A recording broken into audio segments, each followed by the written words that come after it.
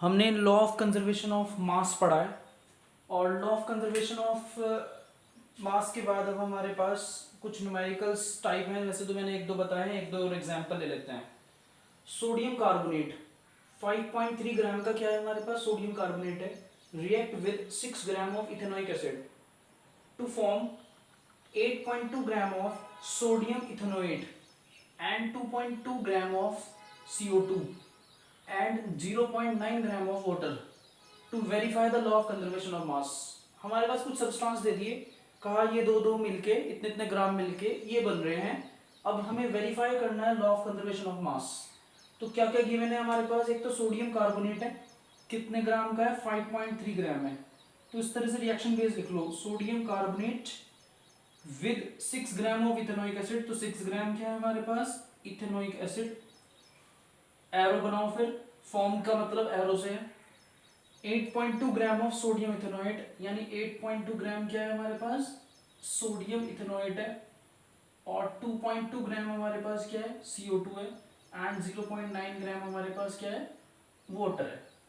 इनके लिए जरूरी नहीं है कि आपको फॉर्मूले याद हो, पर फिर भी कुछ के फॉर्मूले याद रख सकते हो। जैसे सोडियम कार्बोनेट को Na2CO3 बोलते हैं, इथेनोइक एसिड को CH3COOH बोलते हैं। तो ये लिख सकते हो आप चाहे तो। जो मैंने फॉर्मूले बताया इनके लिए अलग कॉपी बना अलग साइड में पेपर पे लिख सकते हो, एक रफ में पीछे की साइड लिख सकते हो कि सोडियम कार्बोनेट का फॉर्मूला Na2CO3 होता है, इथेनोइक एसिड का फॉर्मूला हमारे पास CH3COOH होता है, CH3COOH। ठीक है, ये फॉर्मूला होता है। याद करना चाहते हो कर लो, वरना अभी यहाँ जरूरत नहीं है इस चीज़ की। ठीक है, अब लॉजिक क्या है, लॉजिक ये है कि जो भी रिएक्टेंट में होता है उनको सबको ऐड कर दो, और जो प्रोडक्ट में है उन सबको ऐड कर दो। दोनों के दोनों क्या आने चाहिए, इक्वल आने चाहिए।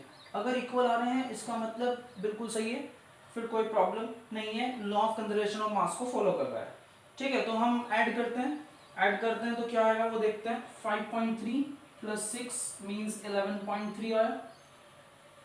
एज इट इज इधर ऐड करते हैं, 8.2 प्लस 2.2 प्लस 0.9, इसको ऐड करते हैं तो भी क्या है, 11.3 है। इसका मतलब दोनों के दोनों इक्वल आए हैं, तो यानी it verify the law of conservation of mass. Clear है, तो ये बिल्कुल बेसिक क्वेश्चन था। नेक्स्ट क्वेश्चन में आता है, calcium carbonate decompose on heating to form calcium oxide and CO2। when 10 gram of calcium carbonate is decomposed, then 5.6 gram of calcium oxide to formed। Calculate mass of CO2 formed. तो ये कह रहा है कि mass of calcium oxide and mass of calcium dioxide, carbon dioxide मिलके calcium carbonate बना रहा है। और हमारे पास क्वेश्चन में कैल्शियम ऑक्साइड के लिए वैल्यू हमें क्या करना है, हाँ हमारे पास कैल्शियम ऑक्साइड के लिए मास दे रखा है कितना है, 5.6 ग्राम। ये हमें गिवन है 5.6 ग्राम। हमें कार्बन डाइऑक्साइड के लिए फाइंड करना है, इसको एक्सलेट कर लेते हैं। और कैल्शियम कार्बोनेट का मास भी गिवन है हमारे पास कितना है, 10 ग्राम। ये गिवन है हमारे पास 10 ग्राम। तो बहुत आसान क्वेश्चन हो गया। 5.9 प्लस एक्स मान लिया हमने इक्वल टू 10 ग्राम। 10 में से इसको माइनस कर देते हैं 5.6 को, ये 5.6 है सॉरी।